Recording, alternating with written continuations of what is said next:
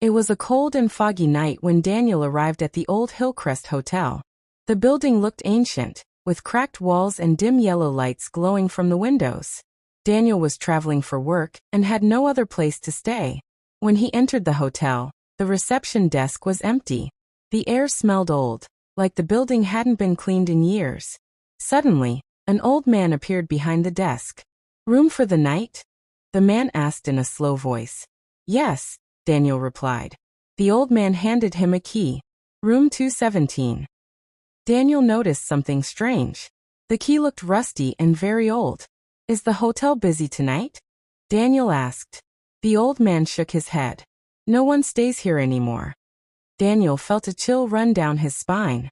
He walked upstairs. The hallway was long and silent.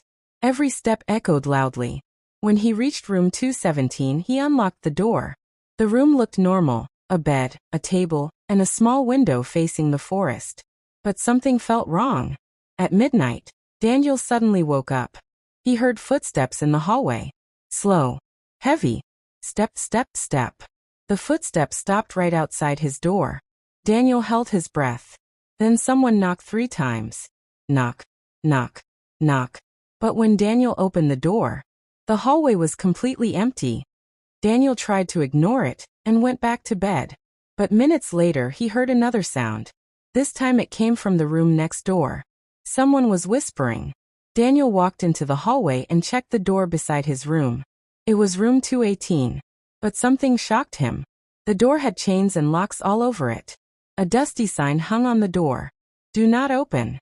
Daniel went downstairs to ask the old receptionist. "What happened in room 218? Daniel asked. The old man looked nervous. "You should not ask about that room," he said. "Why?" The man leaned closer and whispered. "A man disappeared there 10 years ago." Daniel laughed nervously. "You mean he checked out?" The old man slowly shook his head. "No, he vanished. The door was locked from the inside."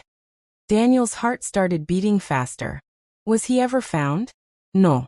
That night Daniel returned to his room.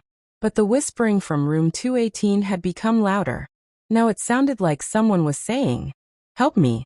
Daniel's hands started shaking. Because the door of room 218 had never been opened in 10 years. Daniel couldn't sleep. At 2 a.m., the whispering became a desperate cry. "Help me, please." Daniel grabbed a chair and smashed the chain lock of room 218. The door slowly opened with a loud creak. Inside the room everything was covered in dust. Furniture was broken. The window was nailed shut. But the room was completely empty. No one was there. Suddenly Daniel noticed something strange. A trapdoor in the floor. His heart pounded as he slowly opened it. A dark staircase led underground. Daniel took out his phone flashlight and walked down. The basement smelled horrible. And then he saw something terrifying. A skeleton lying near the wall. Next to it was an old diary. Daniel opened the diary with trembling hands. It belonged to a man named Victor Hale. The diary revealed a horrifying truth. 10 years ago, Victor discovered that the hotel owner was kidnapping travelers and stealing their money.